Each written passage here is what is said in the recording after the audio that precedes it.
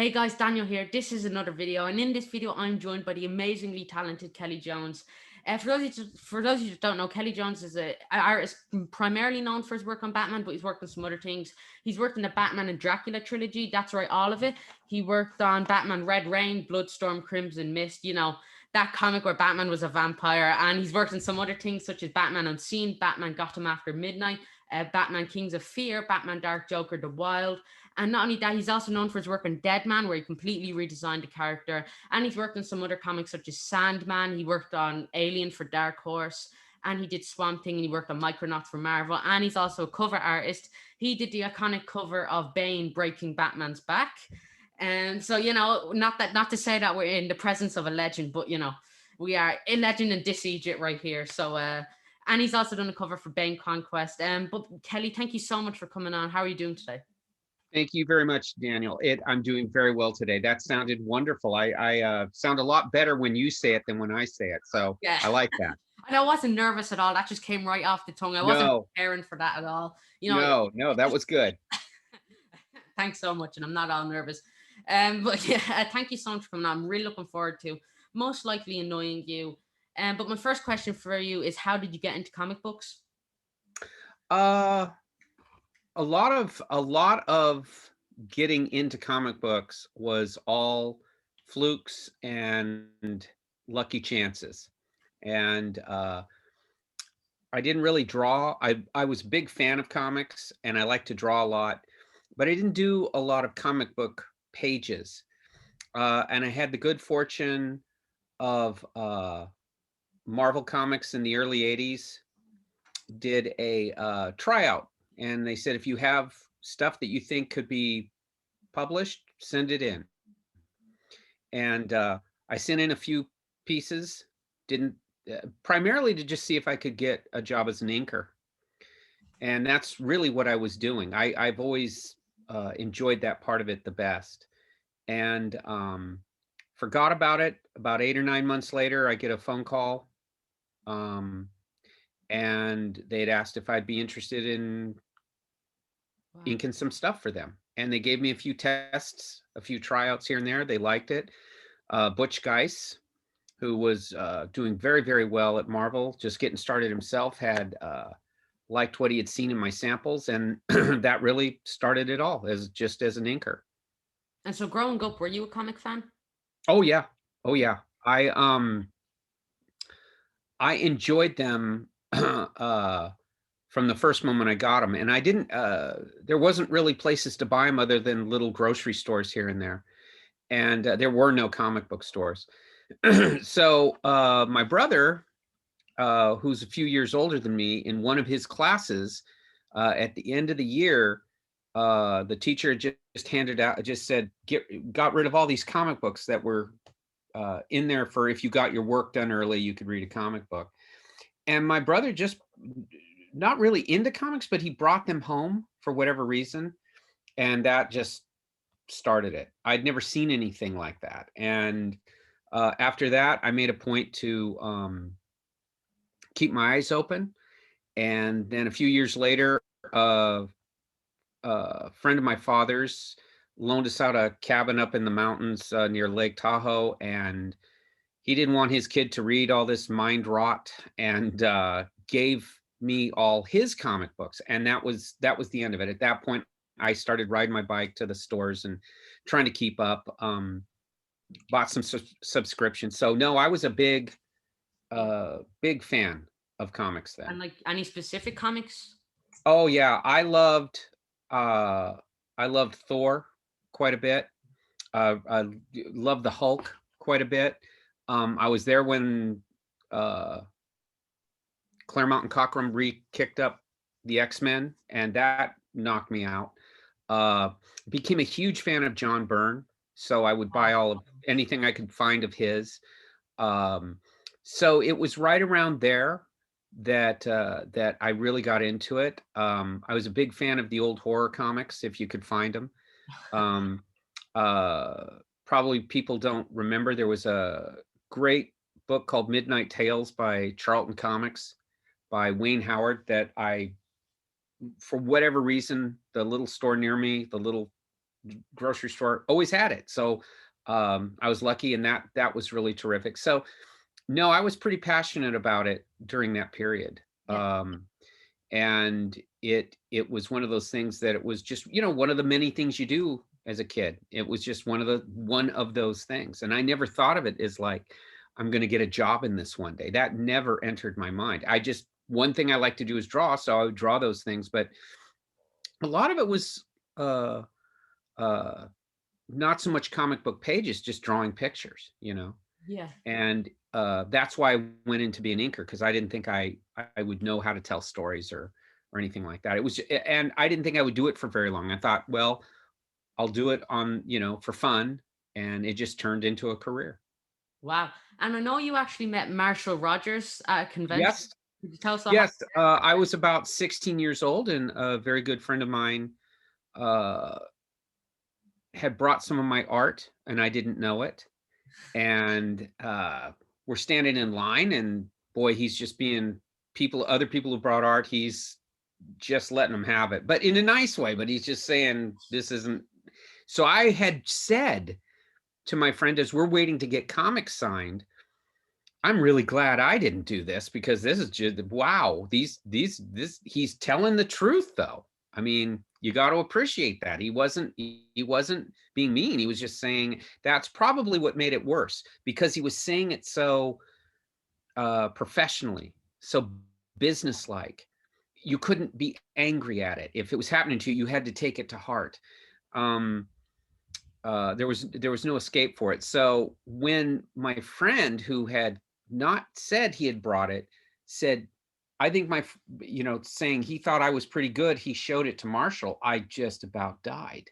I was just going to get my comics signed and go see a panel on Jack Kirby. And he stopped what he was doing, and he looked at it, and I just waited for it. Like, and I'm only 16 years old. And he said, do you have a minute? And I went, what do you mean? I didn't know. He says, well, why don't you come around over here? He put a pause in his line. He says, I'd like to talk to you about this, because I really think you've got talent, and I think you have a different way of seeing things, and I really like this. He told me then what I needed to work on and stuff I could do, but he also told me what was really working for me.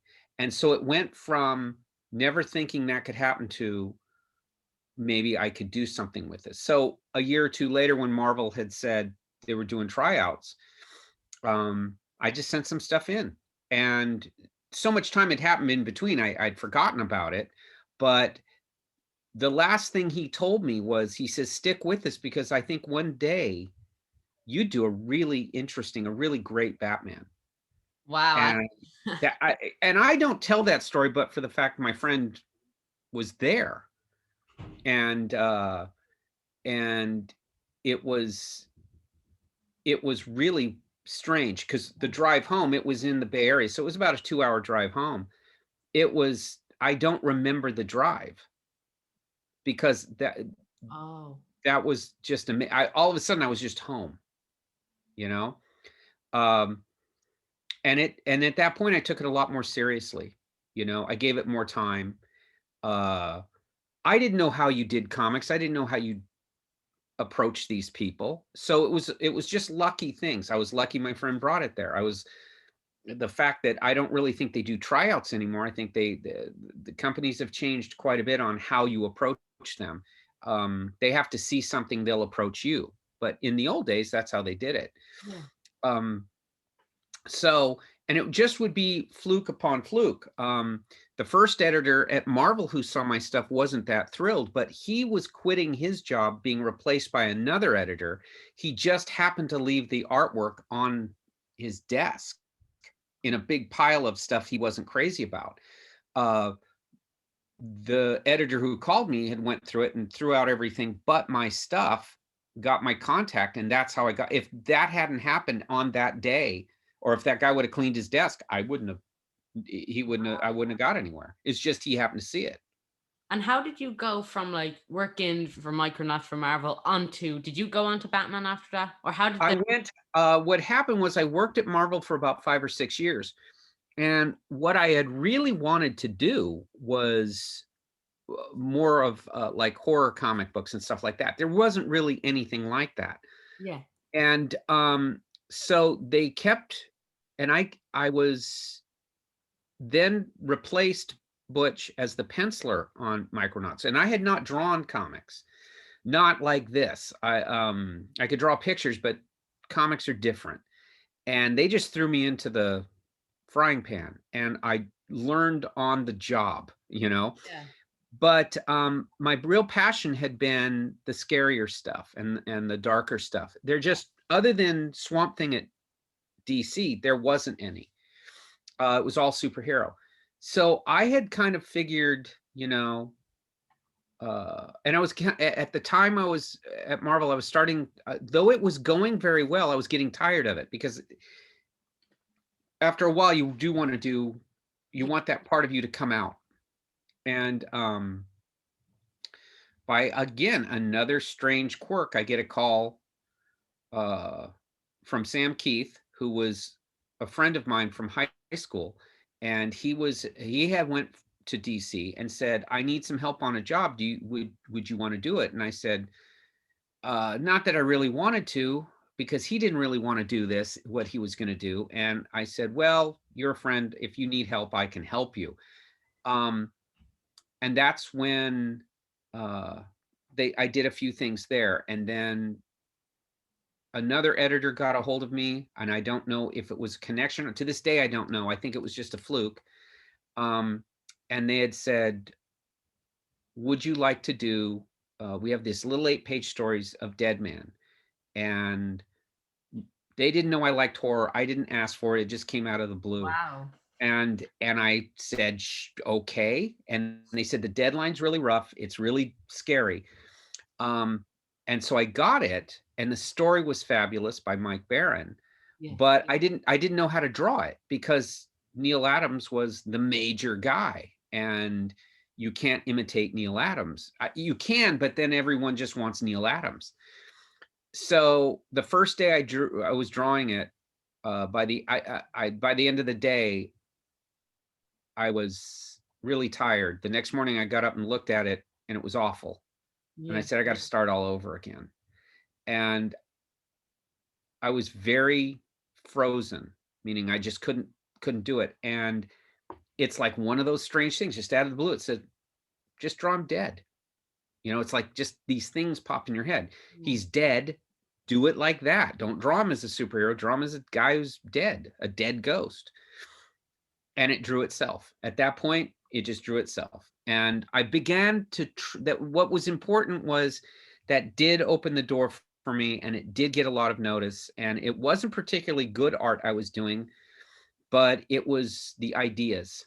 Yeah. And the ideas were so good, it made up for the art. And at that point, and I don't know if this happens to other artists, I ask them sometimes, but a lot of times I don't think they understand what I'm saying. It's when you begin to trust that. Yeah. And I went from just doing the scripts and making an editor happy to start to make myself happy, and just let that happen. And if it happens, kind of go with it. And that had done really well. So they offered me Sandman, and the same thing kind of happened there too, where I just sort of did it the way I saw it, not the way they were doing it. And it happened again, where that got a lot of notice.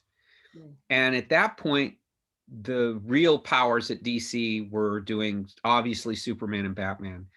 And one of the editors there, Archie Goodwin, had liked what he'd seen a lot, and asked for an inventory cover. And at the same time, Doug Mensch, who was one of the writers there of Batman, had gotten a hold of me about maybe doing an Elseworld story, which turned out to be Red Rain. Yeah. And it's one of those things. You go from, a lot of people always think it's overnight, but it took 6 years to get to that overnight, where all of a sudden everything is happening. And it was all, I think, I really just trusted that. I still do, but that was very exciting and very different to sit there. And Doug would write, he's a vampire, and he didn't really go much further than that. Like, he becomes a vampire.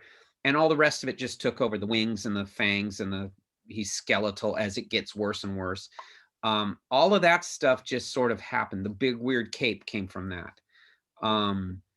And it was, and I didn't think that would do much business. But I liked the job and I thought it looked good, but I didn't know if people would accept that. And what has it been, 31, 32 years later, and it's still in print, and they still do it. So and again, it's the strength of the idea, I think. Yeah. And then, like, growing up, obviously you were a horror fan. Like, I look at your background and I see a cardboard of Frankenstein right next to you. Yeah. Growing up a horror fan, because your art, like, you're really great at drawing these type of monsterish skeletal characters. So growing up a horror fan, do you think that in any way affected your art? Absolutely, because the rule in the house when I was a kid was, if you watch this stuff, you better not have nightmares. And if you wake us up, you will not get to watch it again. So I would still have nightmares watching these things, but I knew I couldn't run into my mom and dad's room and be hysterical. So I had to stay alone in the dark with these, after these nightmares. But what I found was, it was really, really kind of cool, because I kept going back to it, and that started to affect what I would draw. And when I would draw it, it seemed to make it better. I'm a big coward, so I never got used to it. I never got used to scary. I still don't. I mean, I have to go. You know, when I was a kid, I'd watch them like this. But now I sort of sit back and I kind of take it easy, and I ease myself through these things. Because it still affects me. I mean, I did an Alien miniseries, and I had seen Alien the film in the theater, not knowing it was going to be as scary as it was. I just thought it would be like a Star Wars knockoff or something. And I was petrified from about 5 or 6 minutes in. I knew I couldn't leave because everyone would make fun of me. So I had to just sit there through it. And so I didn't watch anything to do with aliens really until they offered me an Aliens book in 93. Wow. 92, something like that. I just never, and then I knew I'd have to go back and look at that movie again. So I was a pretty big coward, but it affected my drawing to where I didn't want to draw mayhem and gore and scary stuff every panel. I wanted to lead up to like that panel. And when I would get to that panel, I knew it would have to pay off. So it inadvertently made me develop atmosphere and lighting and shadows and camera angles and all this stuff to kind of fake something and then deliver on something. When you get to that panel, it would pay off. And I would see other guys doing horror, and they would just do mayhem on every page, and that desensitized me. I didn't react to it. But when I would do this style, I think I got more credit for being, I think people remember me or think of me a lot more gory or scary than I actually am. Because I do all this panel work. But I can go 10 pages before I get to that moment. But I try to pay off for that moment. And I just took that idea over to Batman and regular comics. I just thought of them as like an old black and white film or something like that, but with modern sensibilities, and nobody had done it before, and it worked. So that's not bad. And so, like, that's actually, so the main thing I took away from that is, if you want to be a comic artist and you want to work at Batman, just sit alone in the dark at night. Well, try to, well, yeah. And I think what it is don't worry so much about technique. Don't worry about technical things. Try to have an idea. Yeah.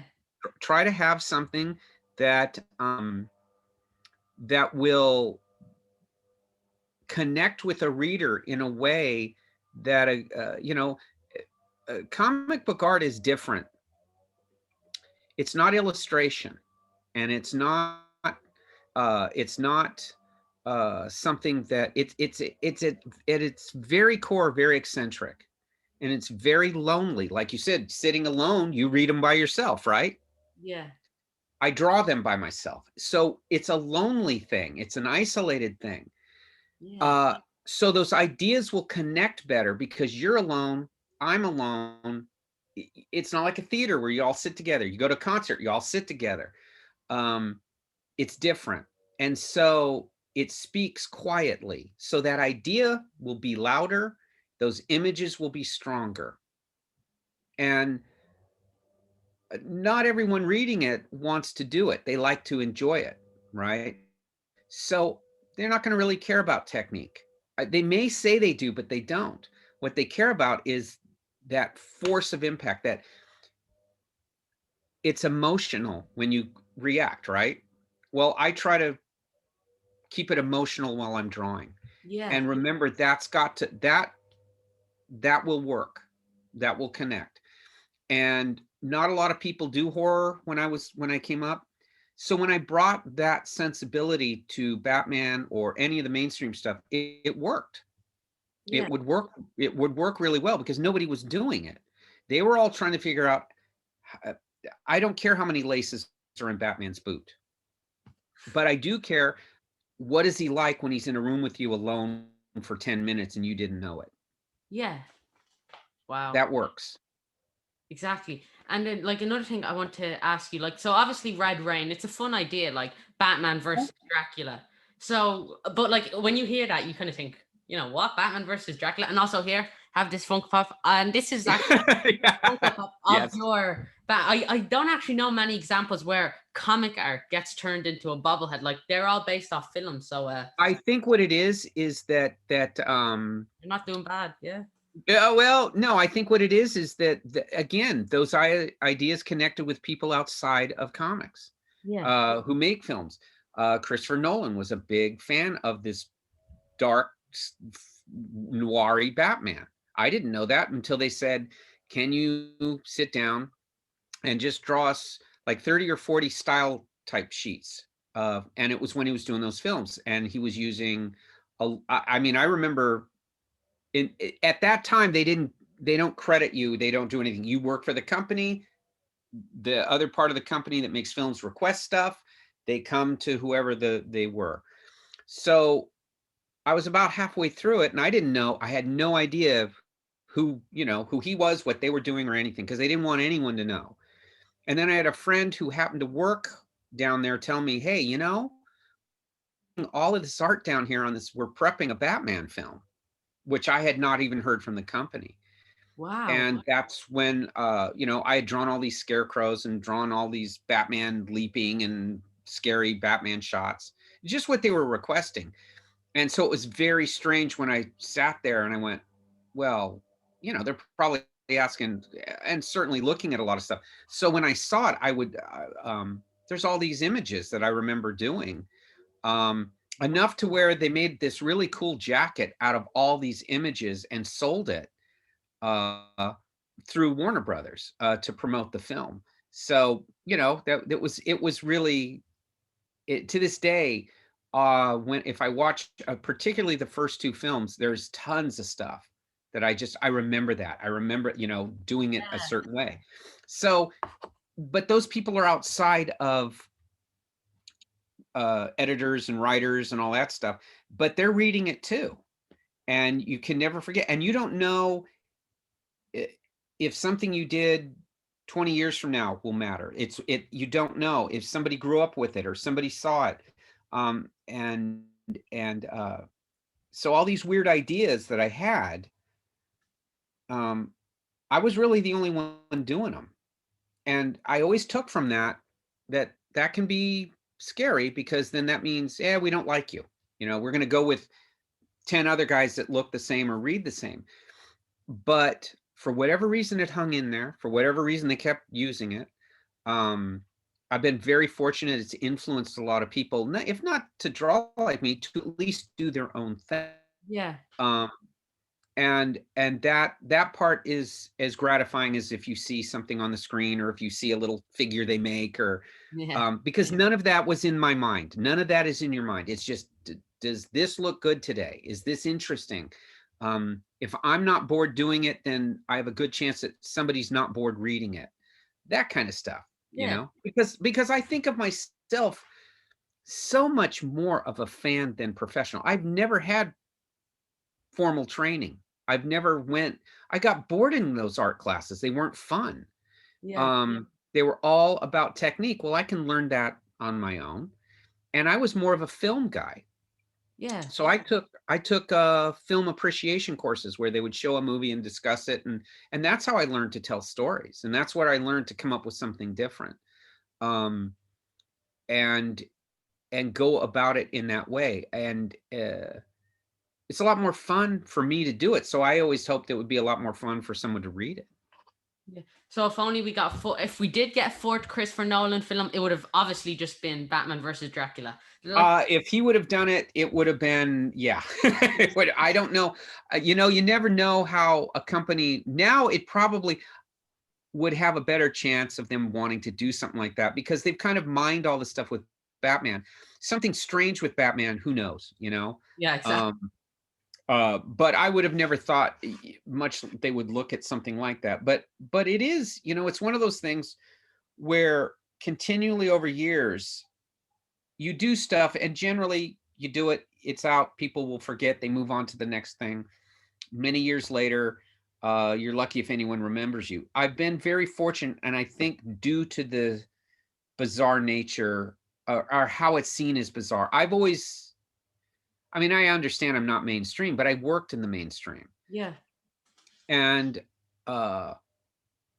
whatever comes with that, good or bad, you take it, because that's the way it is. I mean, I'll have people be very upset that I draw Batman the way I do, but I go, well, there's 20 other books coming out and he all looks the same. You know, it's okay. No, you're fine. On the other hand, there's people who will say, I'm kind of tired of everything, but this brought me back into it, or this gave me the idea that more things can happen. That's comics right there, you know. That's how it was for me. When I was a fan, in the sense going to the stores and buying the books, I wanted it to be a certain way myself. But after you've done it a while, you kind of look for something different. And that's when I started finding different artists and writers that uh, they weren't normal. And, you know, but it was like a different Yeah. adventure. It was a different thing. So, and that's what comics are, is a different adventure. It's really cool. Yeah. And like we're talking about all these kind of odd ideas. So talk to me about Red Rain, like so, or Batman versus Dracula. What like Right. how was that pitched to you? Did an editor say, here, do you want to do Batman versus Dracula? So What happened was what I got a call from Doug Minch, the writer, who had seen Dead Man. and what And what were your first thoughts? well, I couldn't believe I was talking to him, Yeah. because this was someone I'd grown up reading all of his comics, and he did everything from Planet of the Apes to Master Kung Fu to Fantastic Four, Batman, everything. He wrote everything. And I was a tremendously big fan of his writing. And so when he called me, he didn't really go into detail on what it was. He just said, would you like to do a Batman with me? I have an idea. And I thought it was regular mainstream Batman. I didn't really know Elseworlds were they didn't even really have a terms for these things. I think the only other thing I knew going on Elseworlds wise was Batman versus Judge Dredd. Yeah. And that was with Alan Grant and Simon Bisley. Yeah, and And John. I knew that was going to be a big deal. So when he approached me with it, I didn't like the idea, because I thought it was going to be regular Batman, Yeah. you know? And so I didn't want to say no, because he is who he is. But that's a big commitment. And it's a big, I knew a lot of, 90 pages, a big giant book and whatnot. So he said, I'll send it to you overnight, express it to you, you read it and tell me what you think.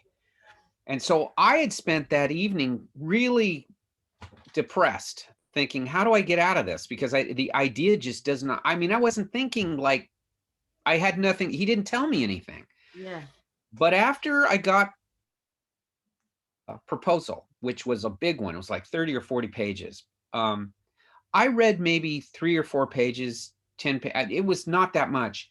I put it down because I was so knocked out. I called him up and I said, I'm doing this. I didn't even know how it finished. I said, no, I have to go and finish reading it. But the first part of this knocked me out. And I knew I'd never seen anything like it.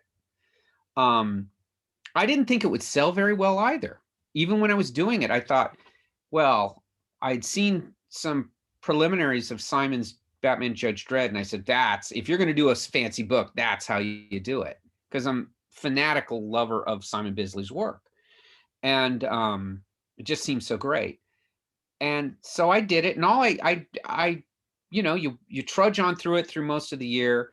It looked great when I would see it come back to me inked or colored, but I didn't think it would do that well. And when they released it, the powers that be at DC released it the same day they released Batman Judge Dredd. So I figured, well, all the air's out of the room and they're going to love the other one. And mine's just weird book, but they released it on a Thursday. It had sold out by Friday. Wow. And they were stunned. All they got was people, that was the book that did the business. And not that Simon's didn't do it, it did, but ours had just completely sold out.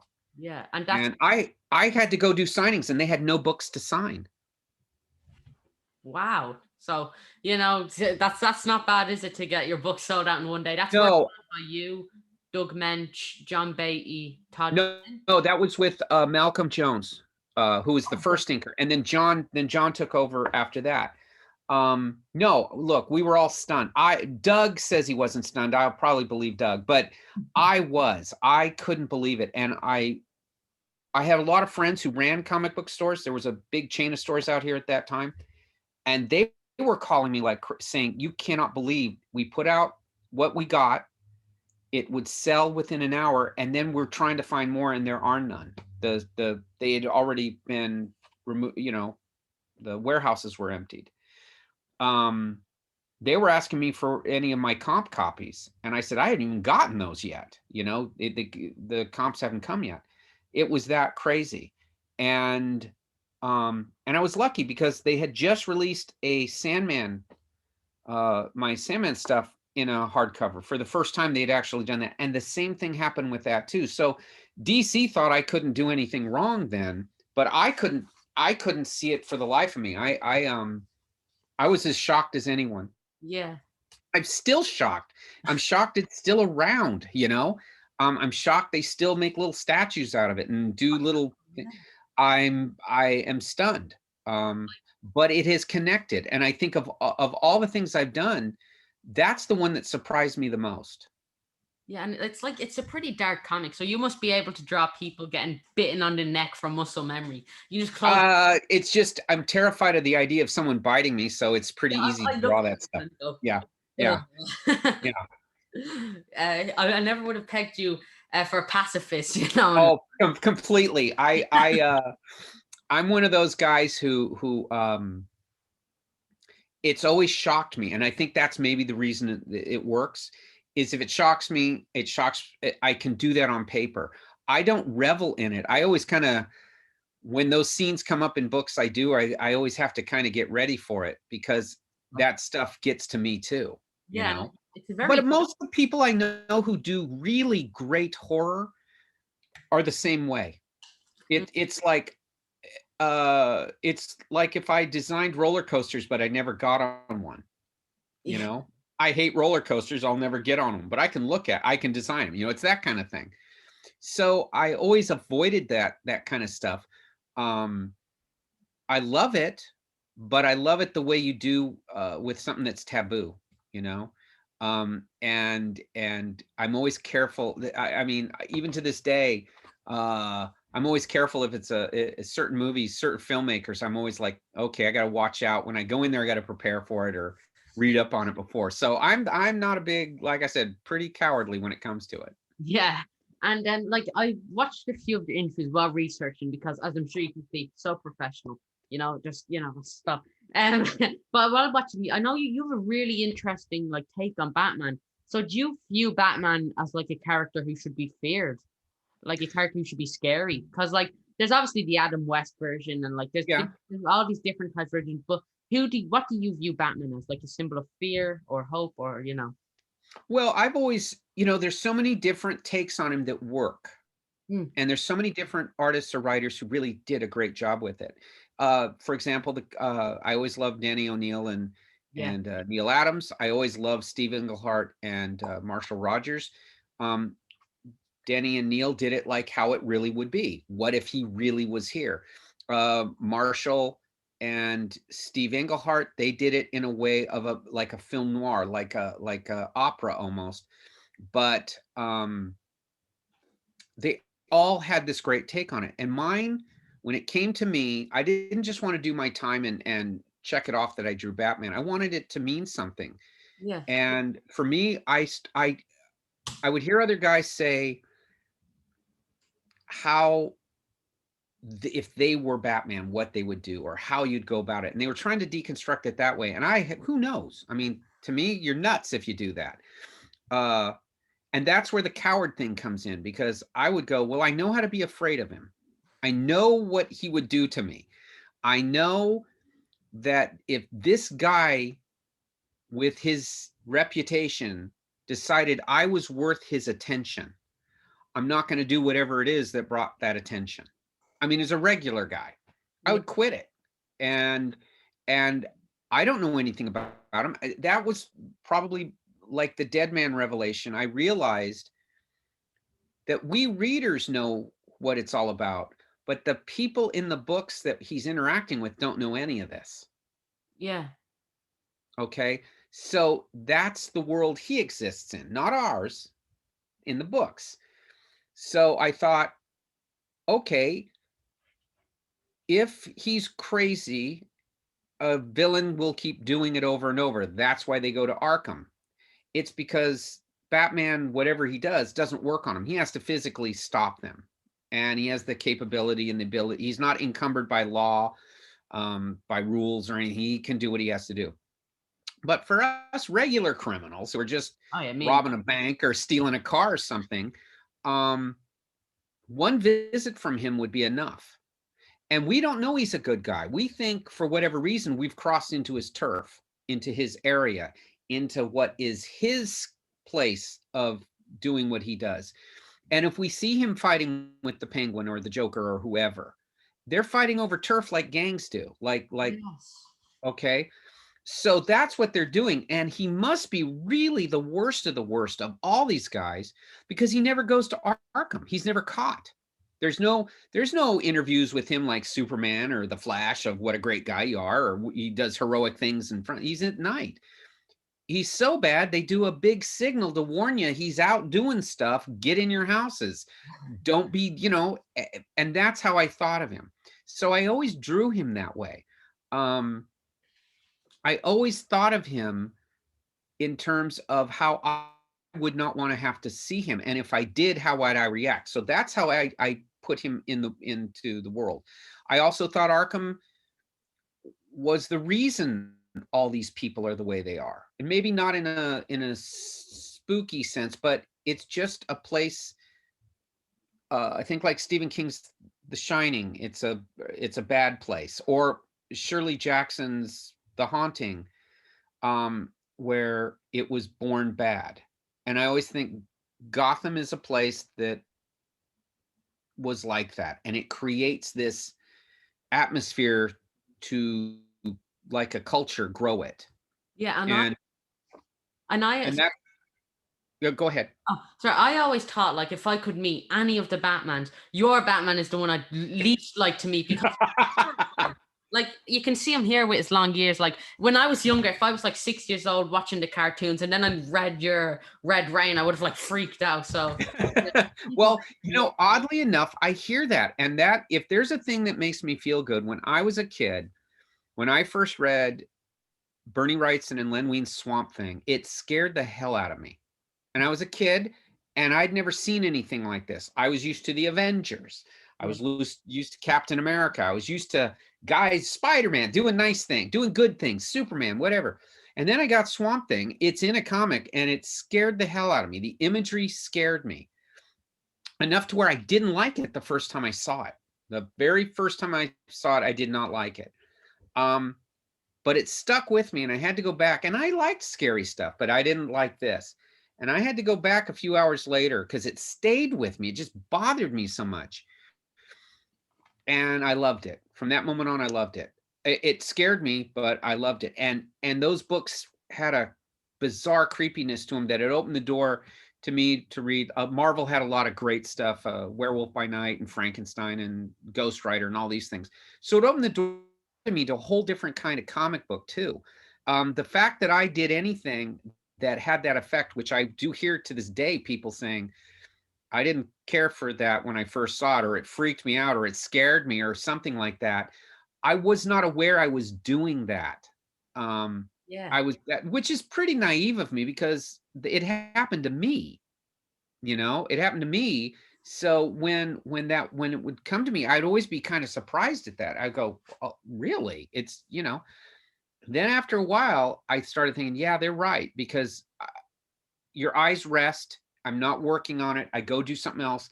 I not necessarily do I look at my work when it's done, but I would be signing like Red Rain or something, and I'd flip through it and I go, my God, this is, you know, this is pretty bizarre. But you know, you don't create them in a day. It took several months to create that. So when you see it all at the same time, that's an intense thing, as opposed to one page here, one page there.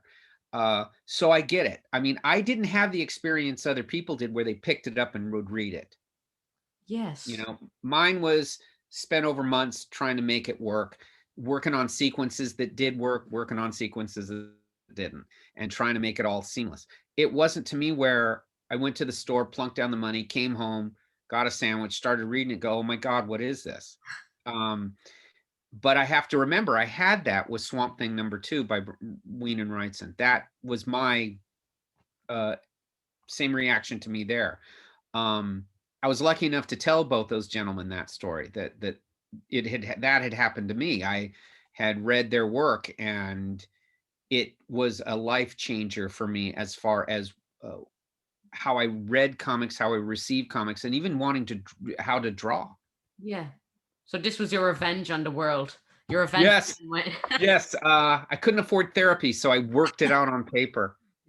Your very own Batman villain. You know, Two-Face has nothing on you. We have our very own Kelley. Well, I was always happy that we did a Two-Face story. I love Two-Face. I do too. I do too. And one of the first times I got to do him, we had a character in there who had been born with his face. He had two faces, which was obviously there's Two-Face. He was in a circus. And I remember one night I got called because I'm on the West Coast, Doug's on the East Coast. So he's seeing everything 3 hours in advance of me. And not long after that issue came out, several months after that issue came out, there was an episode of X-Files where they had done that. They had said they had let him know that they had done that guy. They'd liked it so much, they'd done that themselves. And again, you see weird stuff pop up because those guys are sitting around and they saw it. They were the writers or whatever, and they read the comics too. It's always bizarre because, again, it's such a lonely thing. You don't think anybody's reading them. You know, you have no idea. And then you see it pop up and there it is in influencing something. It's a strange thing because I generally don't even talk comics unless I'm doing an interview or at a show. Yeah, there's no one who talks about them. My circle of friends don't read them. I mean, they're normal people, right? They're the normal people. Yeah. Yeah. So they, you know, it's just, oh, Kelley draws for a living. That's odd. But then they all go out their business. So I don't really talk about this stuff too much unless I'm at a show, which always surprises my wife or my kids because they don't know I have all this stuff in me. You know, they don't know that I know all these things, or, you know, they'll look at me and go, you know, wow, nerd, you know? And I go, yeah. And I see in the background, is that a drawing of Batman right behind? Yeah, it's a cover to 515. Wow. From yeah, it's one of those things where I had going through some old boxes, I completely forgot about it, and it was in a box with other stuff, a big file of other things. I went, oh yeah, that's where it is. You know, I'm not a lot of times now you just scan and send the art. In the old days, you sent it in, Yeah. would reproduce it and then send it back. So a lot of the art boxes I had not opened. I still haven't opened a bunch of them. Wow. I know what issues they are because it will say what issue it is. But when you're done with something, at least for me, I'm on to the next thing. And that's just a lot of headaches anyway. So I go on to the next thing. And I do keep, sometimes I would open one up to look at something to see how I did something, either because I liked it or I didn't like it, and I would remember that. But a lot of times it's how you kind of keep your style evolving, you know. And another thing I want to talk to you about, you're the innovator of Batman's really long ears, which I love because they terrify me, man. Like, because, like, so what made you say, look at Batman, you know what he needs? Really long ears. I thought if he comes upon, again, it's that thing, if he came upon me, I wouldn't be looking at all the technical stuff. I would think that what would work is he is a silhouette or a shadow. He's not a full figure that you even look at. He would make himself as terrifying as he could in a dark room or in an alley or in an empty warehouse or wherever he's confronting these guys, as a shape, as something that he doesn't want to show his whole body. So the cape, he wants to not be defined by any edges or anything, so it swirls around. It's obscenely long. When he speaks, it looks demonic. I think the more realistic it is, as interesting as that can be, it demythologizes him to me. I like the fact that he is spectral, to the regular people, to us regular folks. The bad dudes are the bad dudes, right? They don't care. They even the villains walk in the circles of the heroes. They're all dressed up goofy. But I always think that 99% of who Batman really deals with is us regular people.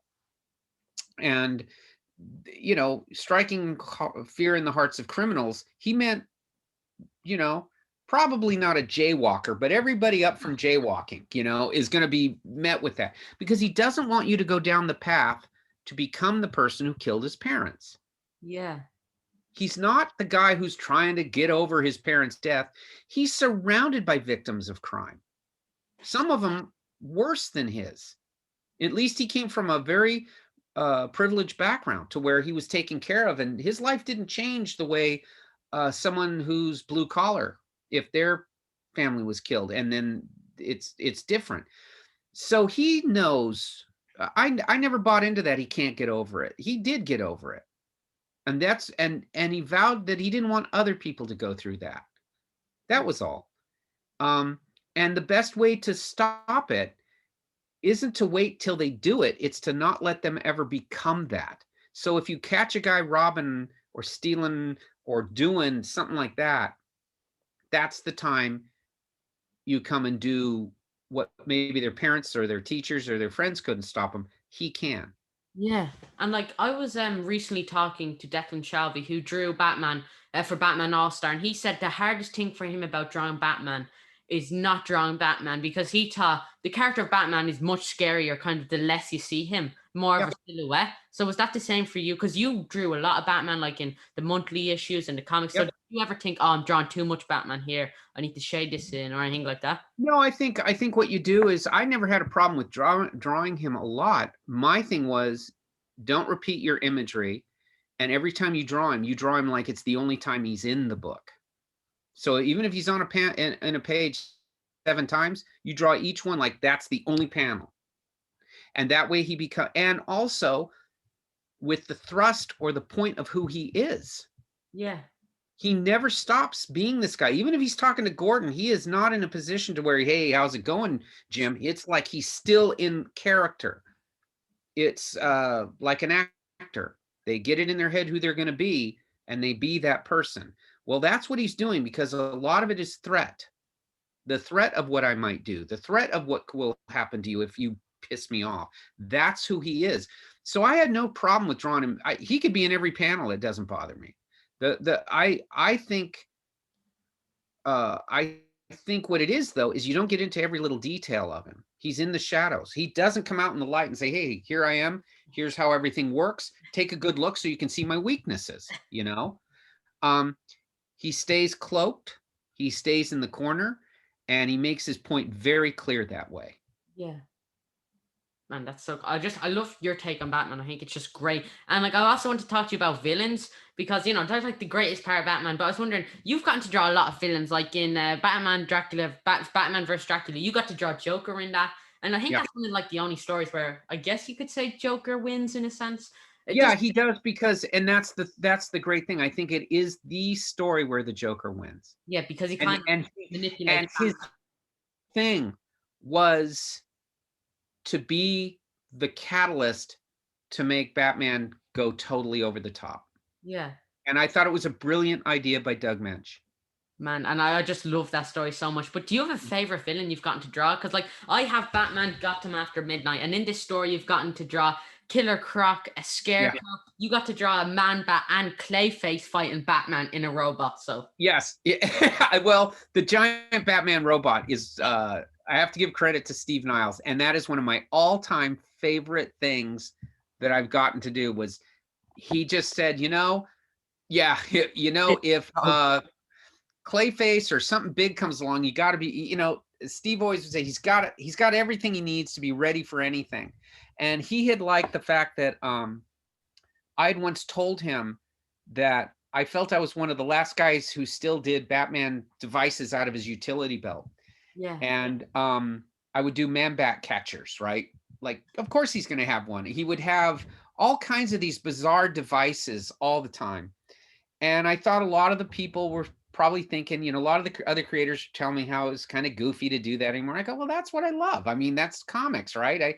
He should have little devices that are totally unique to what it is he does, not just batarangs, not just the standard issue stuff, but little bizarre devices that are intrinsic to just each of the villains. And so at that point, that was what was great, because it helps accentuate a villain. I loved Scarecrow. And I love your Scarecrow because like you're so great at drawing like scary things. So I think it's so ironic that you get to draw the master of fear himself, Scarecrow. So whenever I think of you, I can't help but kind of think of Scarecrow. Like I just kind of associate you two with each other. Because if Scarecrow is real, he'd probably be you, just yeah, I would think that if the name of your character has the word scare in it, yeah, you should be. And the fact that he's kind of a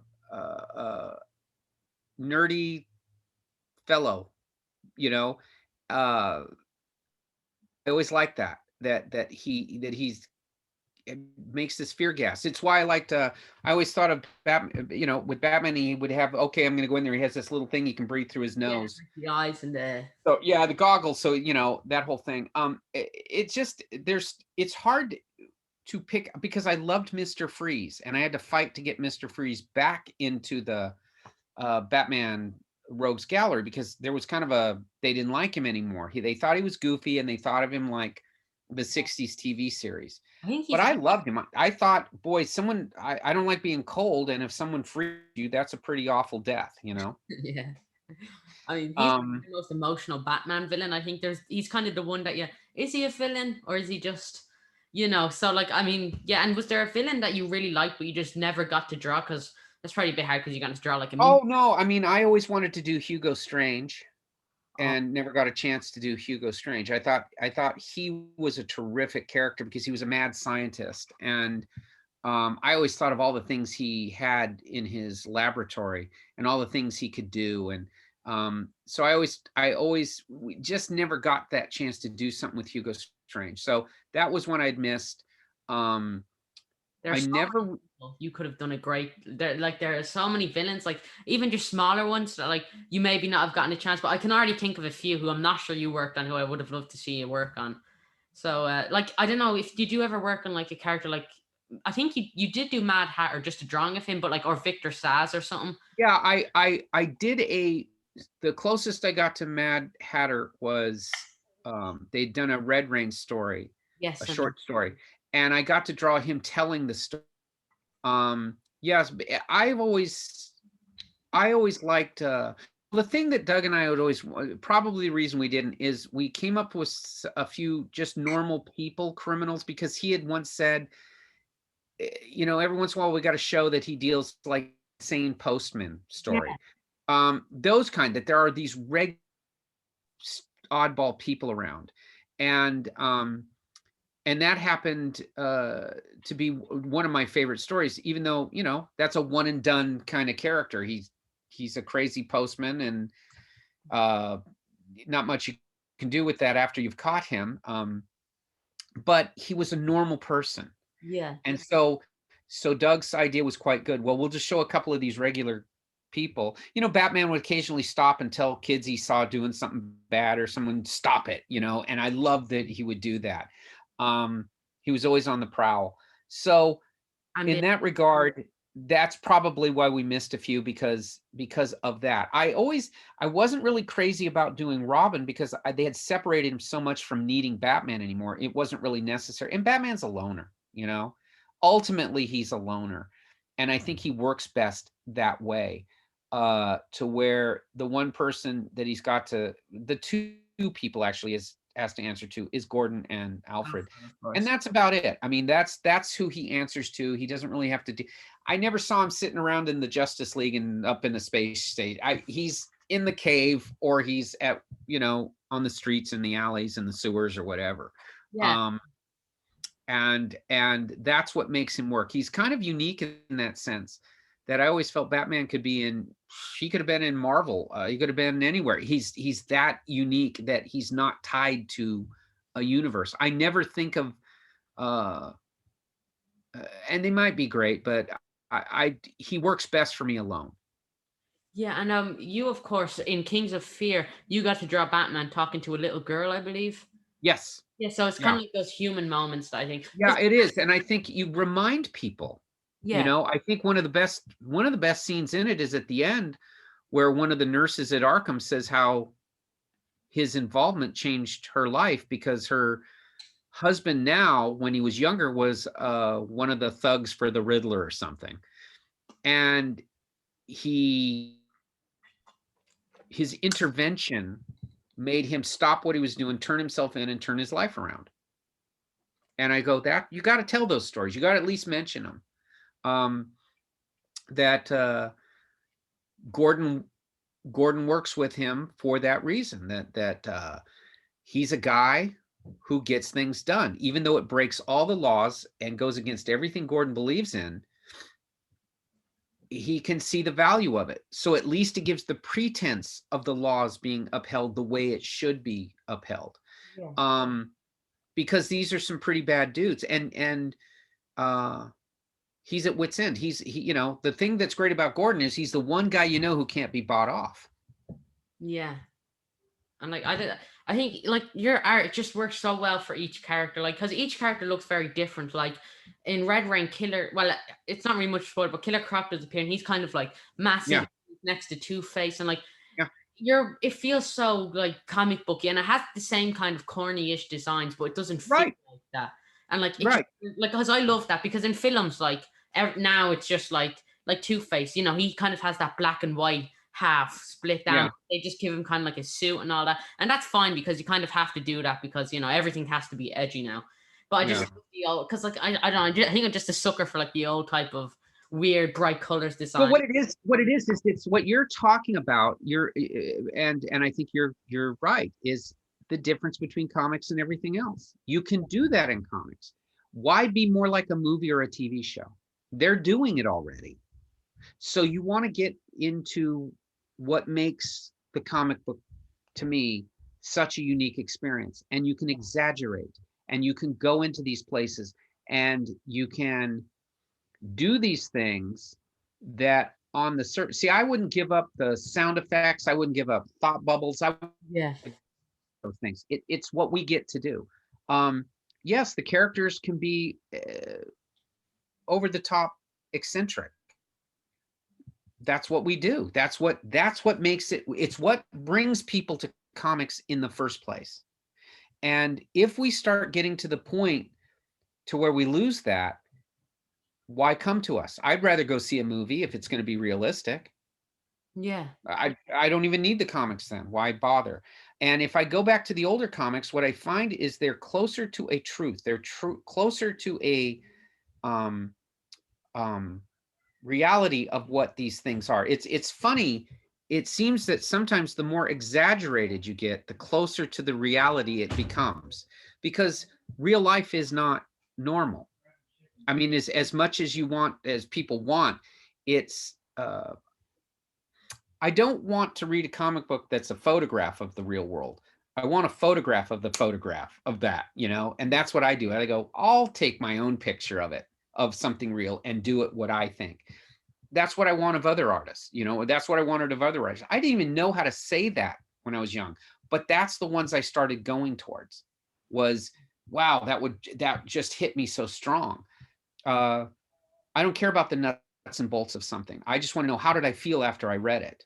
You know, if Batman's ears are long and people say, well, how can it be this way or how can it do that? That's fair enough. If they see how it works in the books, that's my explanation.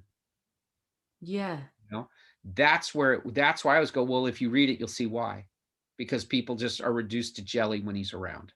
Yeah, exactly. Reduced to jelly. That's a perfect way to describe it. And but another thing I want to talk to you about, like, I just want to get your opinions on this. But of course, I'm sure you know Robert Pattinson has been casted, and of Yeah. course, his experiences of being a vampire before.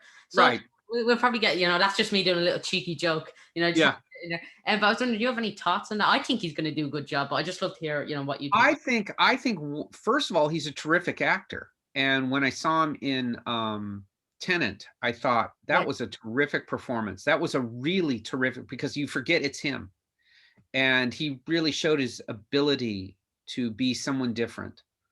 And I thought quite an exceptional role, actually. That was an Oscar kind of role. He was very good in that. And generally, anytime I've seen him, The Lighthouse or anything like that, I think he's got yeah, whatever, you know. A lot of actors can do this stuff, but as far as his range, he could do it. I think the thing that's tough with an actor doing Batman is they think they have to play it in one note. And I think no, he's I think you need a really good actor, because the best Batman speaks the least, you yeah. know. So he's gonna have to have the body language. He's gonna have to be able to carry himself, give a sentence with the turn of his head. That kind of an actor, and I think he can do that. Yeah, I think he's going to be great. Like the trailer looks very good, and I think it's like the kind of good old fashioned type of Frank Miller esque, darkish. Taking, Yeah, you can tell it's taken loads of inspiration from different comic books and all that. certainly. I mean, that's for me. Uh, well, that's what started it. The first Batman film in '89 was directly doing the Englehart Rogers Yeah, Batman. and like I think that's the thing, because like, and you also, there's another thing. Like, speaking of films and things we've seen in films, you drew the iconic Batman Knightfall cover of Bane slamming Yeah. Batman down on his knee, and like I love that. I didn't actually know that was you. While looking you up, I seen like, oh my god, he drew that. But that was of course replicated in the movie. But like, so how did that come about? For because that was the cover. So did they say to you, right, draw Bane breaking Batman's back, or I think yeah, when they did it a lot in that period, it was hard for them to say what was going on, with the exception of probably that issue, or in that early sense, because they were trying to coordinate 3 or 4 books to all come out in order so it would make sense.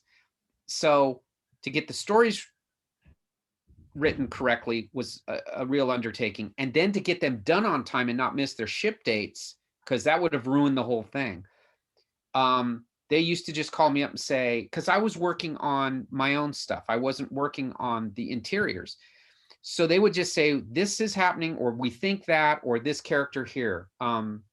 Just do something, come up with something good. And that would be it. When it came to that cover, that one, they kind of had an idea what they wanted. And they said, well, he breaks his back on that, and we don't quite know how to do this, because these things were still being written.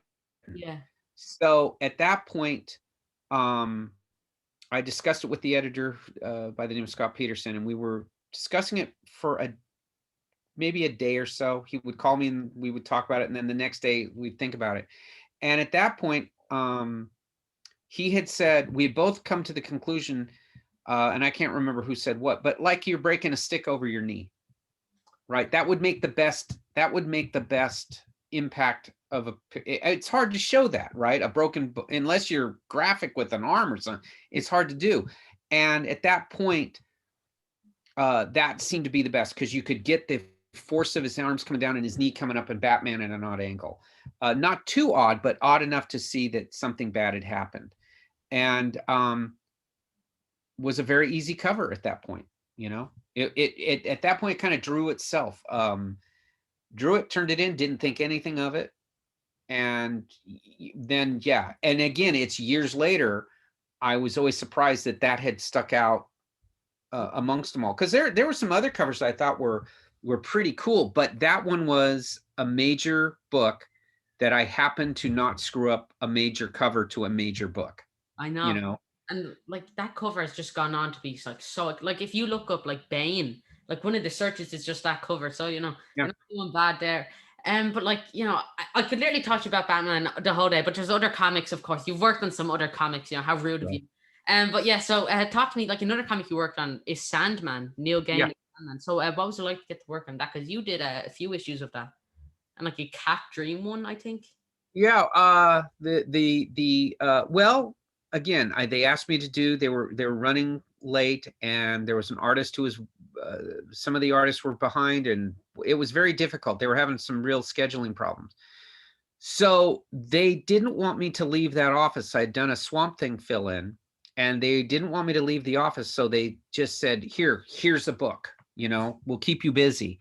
And that was Calliope, which was the first one I'd done about the Greek muse. And I thought that was all I would do. It was just that one, and I would go. But they liked it a lot, and I got it done on time, actually ahead of time. So they liked it a lot, and they said, you know, we'll see, maybe we'll have you do something else with this. I said, fine, but I went off to do Grimjacker and some other things. Oh, yes. So I didn't really think of it like a regular anything. And anyway, they got a hold of me about a couple of weeks later, saying that they had it in mind, and all these are, and before they could tell it to me, I said yes, basically because they had said 4 or 5 other artists, and they'd named them then. I can't remember them now, but they named them, and they were all good, had all turned down the Cat story. Every one of them had turned it down, because the whole issue was cats, and the Sandman's not in it. And I wasn't connected to the Sandman in that way, to where I needed to draw him. Again, it's where the horror film thing comes in. I don't need the main thing. Yeah. If I have the story, that's all I need. So I don't need the main character. I can do it without, because then that allows me to do a lot more, oddly enough. I can try new things. I can do whatever to keep the attention and the pacing and the atmosphere and the tension all there. So at that point, I took it like that. They said, okay. And then a couple days later, they say it's all about cats. That's fine. I sat down. I have cats. It was easy to draw in that sense. One down for reference. Oh yeah, I used the cat I had then didn't enjoy those days, but I made him do what I wanted. Okay, put your arm in the air like that, cat. I would tickle him to make his face mean. I would do, you know, or anything. Probably the animal rights people would not like these stories, but he got a good can of food at the end of it, so it was all good. But that one, to me, of my participation notwithstanding, I think that's the finest issue of Sandman published, because he's not in the story. Yeah. His impact of what he is clearer there than anywhere else. The wonder of what he is there like nothing else. It's I think brilliance is, yes, other things other than humans dream. and his influence extends to them. That's pretty amazing. And then the story was wonderful, right? So that was, and then because of that success, that's the book that it took it from a cult book to a mainstream success, because everyone could take a single issue and hand it to a friend and say, just read this. And since he's not in it, you don't have to know anything about him. You just go, wow, that was really good. Yeah. And I still think it's unique in comics that way, that he's not in it, but he's in it, you know? And I thought it was, I thought probably one of the best things in it that isn't mentioned, that isn't noticed because it's so well done, you don't notice it, was Neil couldn't use the same adverbs we have, the same adjectives. He had to come up with, a cat wouldn't say that's sharp like a knife. He had to think of something else. So he'd go winter sharp, like the cold of winter is sharp. That's excellent. Nobody really noticed that, but I did. And I said, he says, yes, it made for some long days because you'd be writing and then you go, well, I can't say what we would say. I got to think, what would a cat say? You know? That was really brilliant. And I still think if they're making a series and they're doing it, that's the one that I think will be the most amazing. It will be clearly the most amazing. Yeah. Because he won't be in it. And like, man, like Sandman, I think they're making an audio book with like some big cast now. So oh yeah, I mean, that's the thing before they go on to doing a TV series, or a TV collection. Get the cat episode. It can only be. No, they're going to do them as it goes. They're going to do them. Probably as far as events go, I was lucky on that too, because it was Seasons of Mist was the event for Sandman, and it was also the one that really depicted, said who he was, what he was, and probably those are the way they are, good or bad, because I think those are the only ones that he really did a collaboration with. The books were very late, and he had an outline, but we would talk over every issue. Yeah. And so where it would start and where it would finish would be different than if you just send a script and do it. We would talk it over and over and over. And I think it worked out terrifically. I mean, originally he had it where, and I thought it was a great idea, where Sandman was going to invade hell to get his girlfriend back from 10,000 years ago. And we didn't know how to do that because he's all by himself and hell's very big, you know. It's not just Satan, it's all the rest of them too. And at that point, I had told him, hey, you know what he could do is he could bring up all the things that people had ever had nightmares about and control them. And that would be his army, would be human nightmares, which should be more powerful than demons, right? And he loved that. He said, that's a great idea. That's what we'll do. But when it came time to do it, he called me up when it was time to write that. And he says, you know, I got a better idea, that he does go alone, but hell's empty. And I went, that's better. That's more frightening. Yeah. Because he's going there ready for something by himself, knowing I'll get annihilated, and nobody's there. It's a deserted kingdom. And I thought that worked. That actually in comics works better. It's more frightening. It's why it poses questions. And so when the confrontations come, I mean, he had once told me, well, I know I get criticized for I promise a thing and then I don't do it. I said, well, here, this will work. You know, I don't know about other places, but this will work because it should be that way. That's better. And so that was, in losing something we gained, I think it gained something. That was a good idea.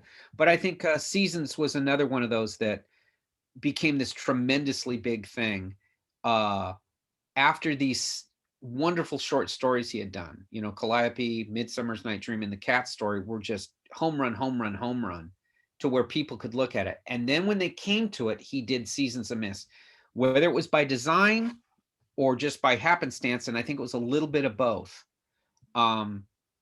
It made that book explode. And the only reason they had offered it to me to do it regularly, but that's when Red Rain came up. And I figured I would probably never get a chance to do Batman again for whatever reasons. It just, I didn't see me as the guy they would call, because nothing had really happened yet. You know, I was doing scary stuff. And so I took it, and the fact that it was even bigger than that shocked me. I didn't think it could get bigger than that, and it did. Just the weirdness of it, you know. Yeah. Each step up at DC, whereas Marvel, I had a great career going, but nobody cared, nobody knew. But coming to DC, it was like Dead Man, which became a pretty a great door opener, and did very well, and was nominated for a lot of awards. And then the next thing is Sandman, which went bigger, and then Red Rain. So I was a pretty fortunate young artist to have each one do that in each different year. And at that point, the only thing that beat that was doing the covers to Knightfall, which followed that. Wow. So it just kept getting bigger on things like that. And that's why if I had an editor once tell me, I was surprised he remembered all this stuff. And he says, and he's the one who kind of described it that way. And said, well, you do realize how this has progressed. And this is why it is the way it is. So I went, yeah, you know, because I'm too close to it. I was way too close to it. So at that point, I was like, kind of, again, as with looking at my own stuff when it's something scary, being too close to it, you don't see it in its totality. Yeah. This editor did see it in that way, a way I hadn't thought of it, you know? And like, yeah, like you've had like such a great career. You've worked on some of the most iconic books ever, but you've also worked on Swamp Thing, with like your comic hero, Len Wein, I suppose. Well, it was strange because I did not. That's the book that got me to know who people were who created it. There's before that and after that, Swamp Thing #2. Before it was just Captain America's in it. You know, Silver Surfer's here, Fantastic Four, whatever it was, Batman, Superman. But I didn't ever look to see who wrote or drew these things. That didn't strike me. After when I had read Swamp Thing,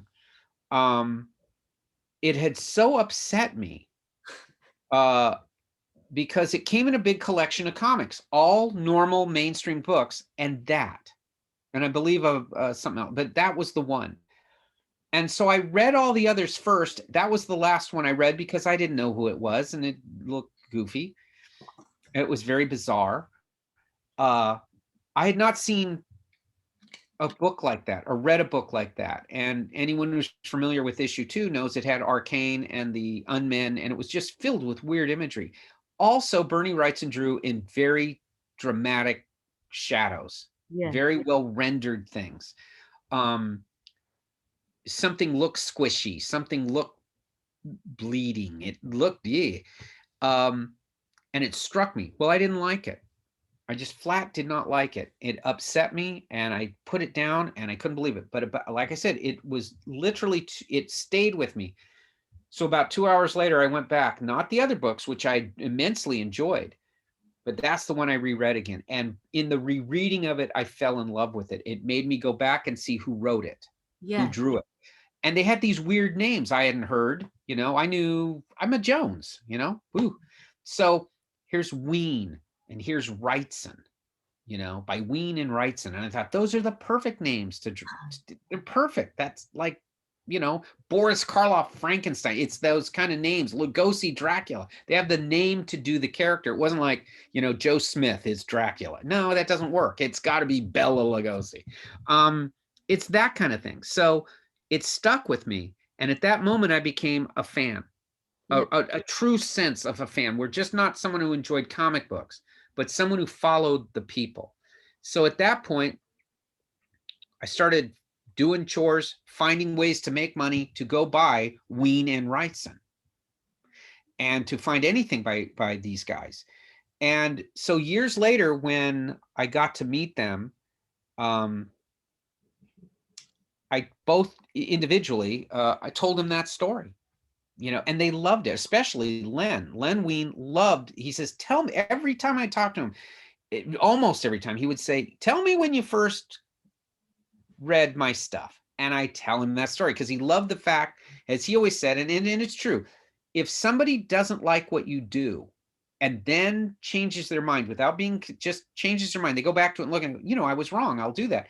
That's the best fan to him, because that's one who their voice, their talent, their vision changed your mind. And and in my career, that has always been a good thing. The same thing when I told Bernie Wrightson that. I said, you don't know. And that was just music to his soul, that he could draw things. He says, in a comic book, you don't get to shock people with a scary image like a movie or loud music or something that's a cheat. It's quiet and you're looking at it. And I said, you drew this guy and he was like a hand and his head was on the hand. He's running around. I had nightmares of that. And he loved that. And he would tell me all about the creation of these guys. And Len would say the same thing. And so the fact that I got to come to it and draw Swamp Thing was weird, to say the least. It is weird because whereas Batman, I came to it and it was Swamp Thing that brought me into becoming a comic book nerd fan supreme. And the fact that I got to work with both of them up until they both passed away by their request was unbelievable. Better than any award, better than anything else is when they both individually call you and say, would you work with me? Wow. Like that's great. Like to get to work with your comic heroes is one thing. And like you've worked in some, like another comic you've worked on, which is Deadman.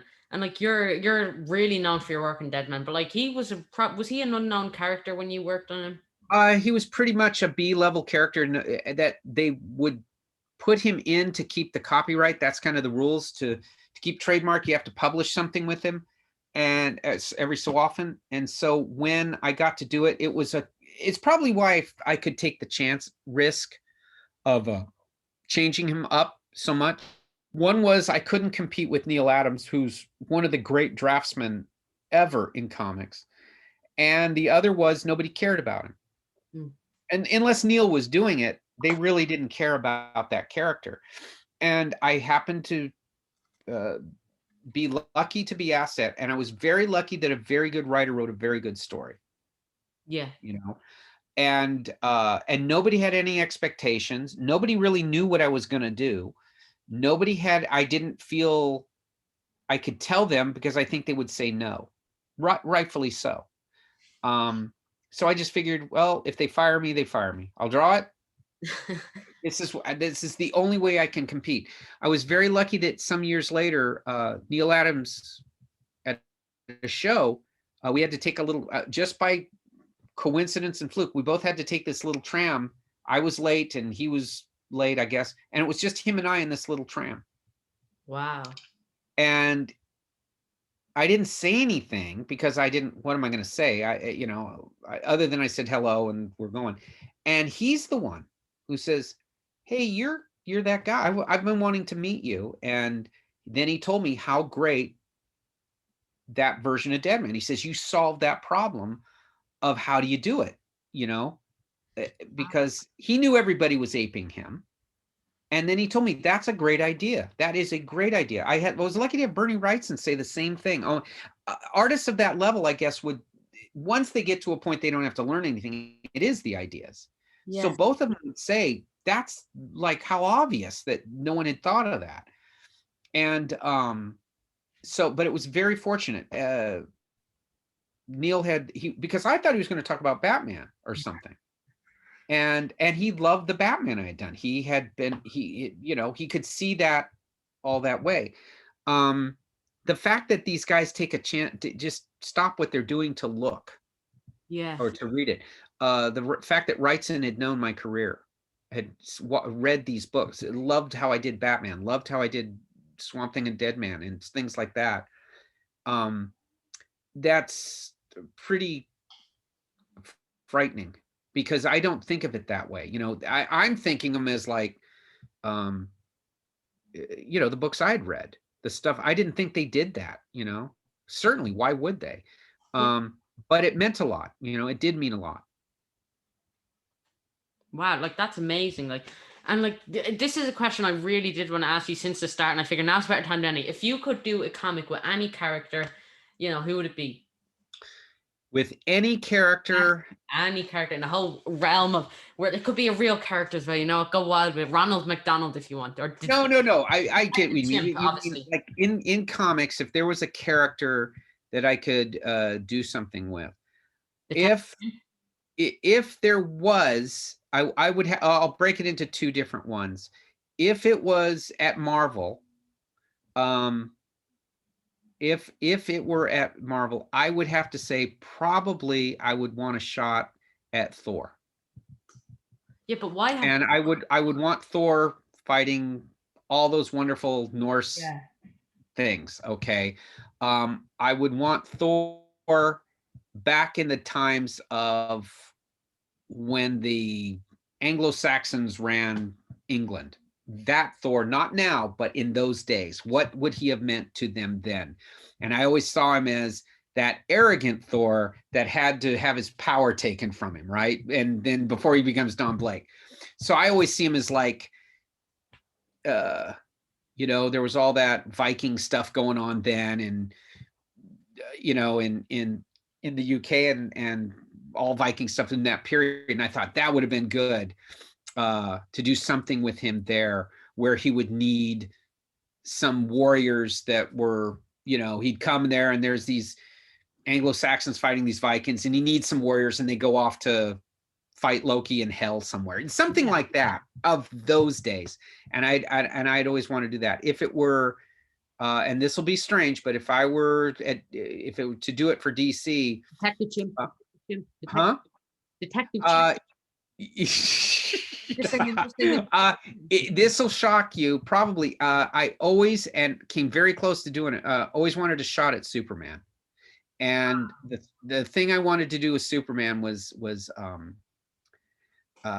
where I would have him having his story, but because he's Superman, he can do many things while he's doing the main thing. So like when he's zipping off to go face whoever, he would on the way stop and, help some people who were in a car accident, get a cat out of a tree, all these things on the way there. I would do these little, that would be my chapter breaks, were these little things. And they had liked that idea a lot. And then you had the main story because it was how he affected everybody. Would you have given him long ears like Batman, or no? I would have given him that. No, I had a vision of him that was different, and they all thought it would be dark. And I said, no, what I would do is how I wanted to do it. And I would have to work with colorist very closely, was I wanted Superman wherever he was at. And I would not do this to where you would notice it, but until later, was that he would not emanate it, but it would be like he would be the most lit thing. Everything else would be like in shadow. He would create the shadow. Everyone else, it was just this little thing. And I said, I don't want to say it. I want to show it. I want to do it. It's just, that's how it is. He's the light in everywhere he goes. I don't need a gritty one. I don't need that. I said, what I want is this one who makes everyone better around him. And that's the one I want to do. So I said a lot of it would be in the Batman Monthly. I used to do chapter breaks where I would draw a little piece, and then say chapter 1, chapter 2, chapter 3 would be a little thing. I said I would extend that in Superman to be like 3 panels. It would be a chapter, this 3 little panels, then you start the next 8 or 9 pages. But those 3 little panels would be him doing something good, some good thing on his way to the next thing, on where, even if it's just across town, just a good thing, because that's how we know him. I said, I always like it how regular people would know it, not how does it work for these characters. That's up to the writer, but how we would react to, he's zipping over, and he sees your house is on fire, and he stops by, blows it out, sees everyone's okay, keeps going, because he can go like however fast he can go. He's got time to do that. And I just thought that's how I would do each intro. and then go from there. And again, I thought that was a great way to do them. But that's how, if I had my shot at it, would be that. I always have people say, well, the Hulk or this or that, and I go, well, yeah, but those are the two. I always thought Thor 1,000 years ago, Superman as Wow. impact. Well, I think that's a very cool idea. But I think I've taken up so much time, but I'll ask one more question. This Okay. one. Do you have any advice for anyone looking to get into comic books? I think if you're going to get into comic books, you start developing whatever it is, and you can be fans or whatever, but start developing your own voice. Yeah. There's a lot of people. Develop your own voice. Do the things that you love, because that way it's not work anymore, and be productive. Do not get into spending days and days and days on a panel or a page. Try to get yourself to a point to draw at least a page a day. And I don't mean that in terms of getting a job and making a deadline. That is a good thing. What I mean is it helps develop your art. Yeah. You're going to have mistakes. You're going to have stuff you draw you don't like. That's okay. I've turned a lot of my mistakes into very, very good stylistic things that I wouldn't have thought. The long cape on Batman's one. Yeah. It was, I did a thing and it just, I got the figure wrong, but the cape was big. And I figured I'll make it easy on myself and fix the cape first. But then when I looked at it, I went, I'm not going to touch this, because I walked away. I think I went and had lunch or something, and I came back and it just looked right. It looked good. And I said, I'm going to stick with that. And that was a mistake, but it worked. So I would say, don't be afraid of the things that are wrong. If it gets the impact, it works. Clearly, awkward things can be beneficial. And play it loud. Don't play things, exaggerate them, make them a bit louder than they would be, and you'll never know. I mean, and out of that can come a style, a technique, something nobody else has. Yeah. And I can say that I've been lucky in the books that you mentioned, the stories you mentioned, last this long. But I also think it's because the style's not tied to a time. It's just coming out of me. So rather than it be, oh, that's an 80s book or a 90s book or a whatever book from whatever period, it looks like me. So it could come out now. Yeah. Well, that's a lot I haven't thought about. And I think if anyone does want to get into comics, who else could you listen to except for the great Kelley Jones himself? Well, thank you. I think I don't think there's any tricks to this. There's no way that's best or whatever. I think the production of work is the way to do it. Just the production. You don't have to always look at comics. I looked at movies mostly. Yeah. I was big on watching movies, and the best art class I had was a film class. I never had an art class that I brought anything with me from it, because it didn't teach me how to think. I know how, I'll figure it out. How to use a brush, it's repetition. You do it over and over and over. But how to think is a different matter. So when I took film courses, they would tell me why these images were being used a certain way.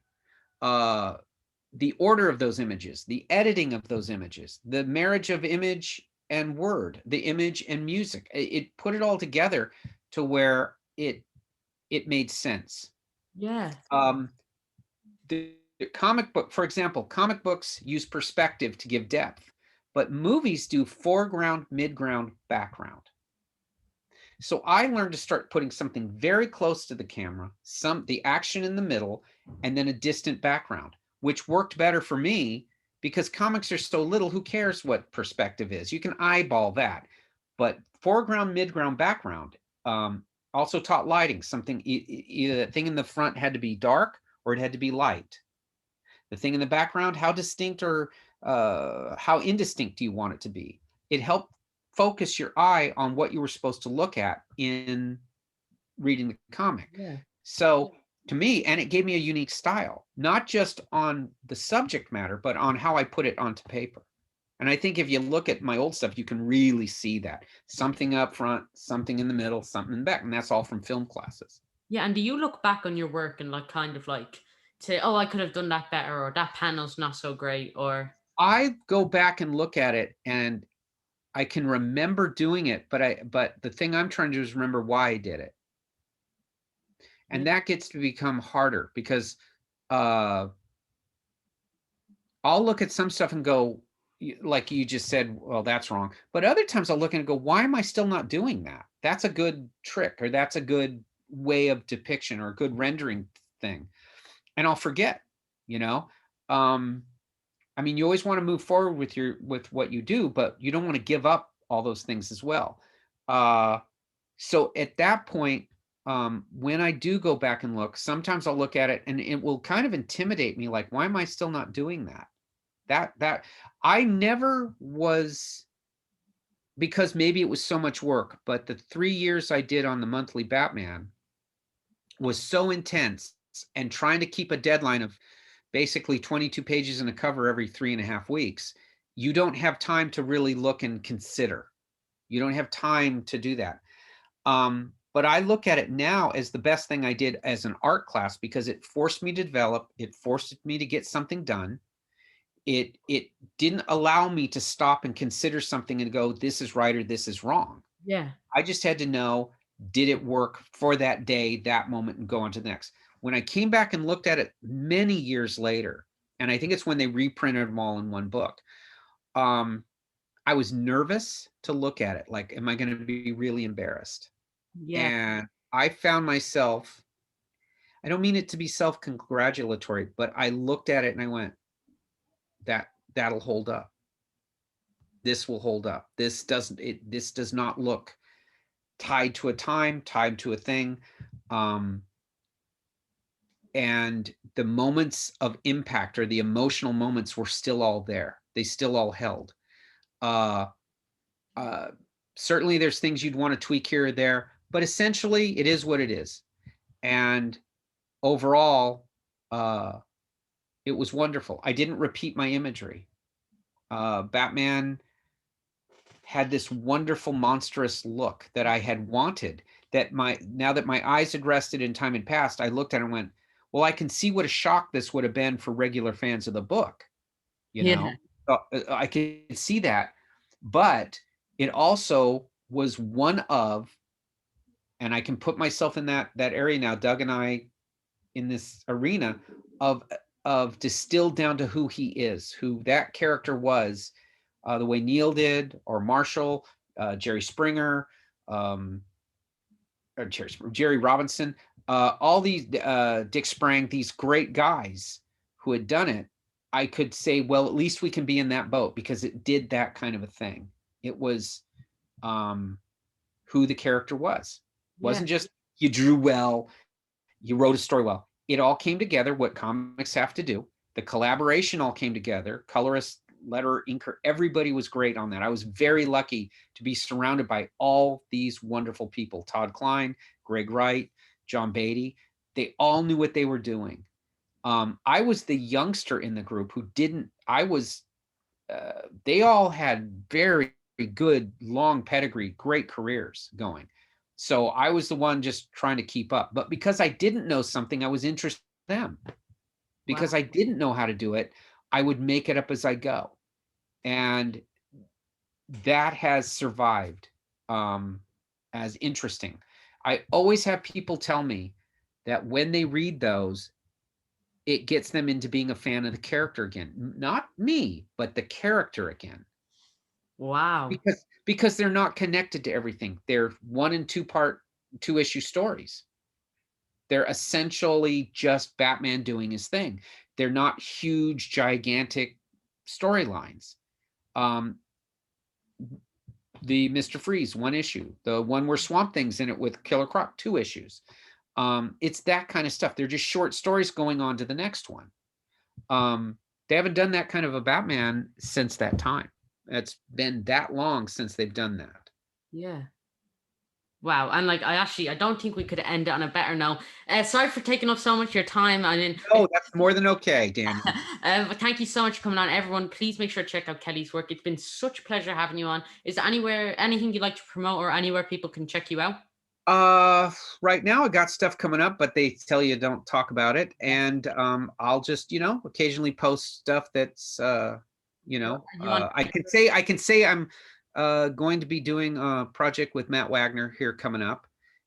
No. I have another thing with coming out with a writer right now. They're putting it together for maybe a Batman thing, so we'll see.